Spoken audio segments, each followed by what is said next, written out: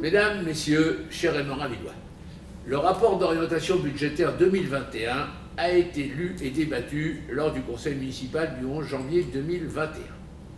Ce rapport financier établi sur des chiffres prévisionnels précède le budget qui sera voté lors du prochain conseil municipal. Il comporte plusieurs parties. Premièrement, sur l'environnement économique mondial qui se détériore de jour en jour. Secondement, sur l'environnement économique européen qui souffre du Covid-19. Troisièmement, sur la situation économique de la France dont la production intérieure brute a baissé de 20% pour cause de pandémie.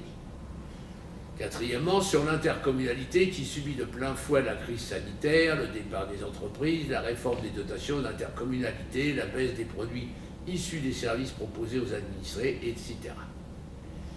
Cinquièmement, sur la situation de notre commune qui subira elle aussi des baisses de recettes et une augmentation de ses charges, aucune compensation n'étant prévue par l'État pour les pertes tarifaires et les dépenses nouvelles dues à la crise sanitaire.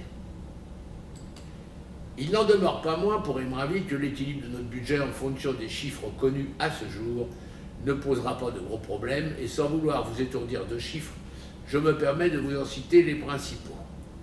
Notre population, 7252 habitants. La dotation globale de fonctionnement que nous percevons de l'État, 866 952. On prévoit 820 000 pour 2021, alors que nous touchions en 2012 1 903 000. Ce chiffre démontre à l'évidence l'abandon des communes par l'État.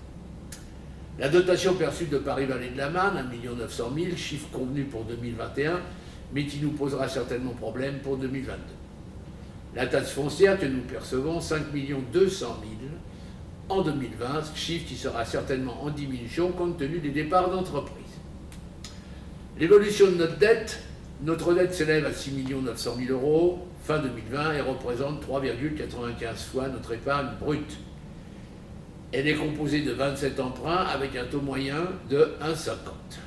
La dette par habitant s'élève à 896, ce qui est plus que raisonnable. Dans le budget, il est prévu une stabilité de la fiscalité locale dont les taux ne monteront pas en 2021. Les dépenses de fonctionnement les plus importantes sont dans les secteurs suivants.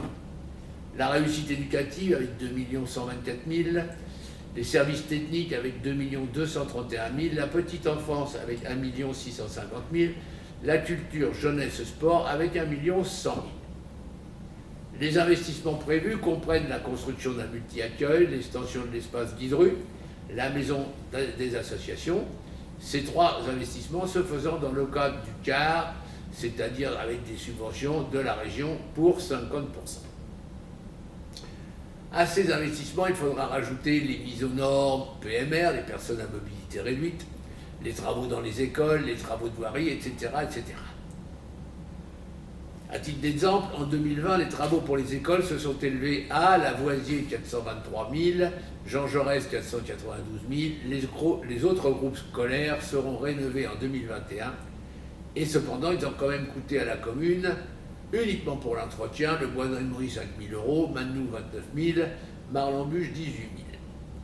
L'effort 2021 continuera à porter sur nos écoles qui doivent être totalement remises à neuf. Il s'agit donc d'un budget en équilibre et il est impossible de répondre aux demandes politiques qui ne prennent pas en compte la réelle capacité d'investissement de la commune. Demande par exemple d'un terrain de foot en synthétique, 800 000 euros, d'un second terrain d'entraînement, etc., etc. Je pense vous avoir dit l'essentiel et je vous remercie de votre attention. Bonne journée et bonne année à tous.